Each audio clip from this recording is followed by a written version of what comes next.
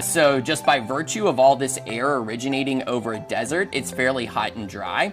Additionally, the trade winds that carry the SAL across the Atlantic tend to act as a source of shear for any forming tropical cyclones as well.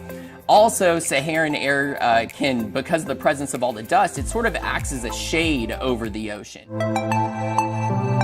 Now, in some cases, you can have a tropical system that's already formed, and in those cases, it can kind of protect itself from the effects of the dry air. It can kind of insulate itself from that sort of dry air intrusion that we'll talk about. And so those storms are able to resist sort of the deteriorating effects of the SAL, and sometimes even able to intensify.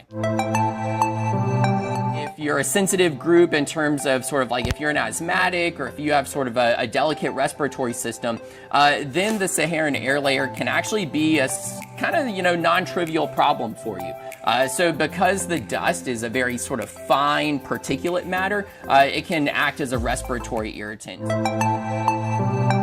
So what that means is that if you don't get your normal recurring afternoon thunderstorm activity, then you actually run into a water resources pinch very quickly.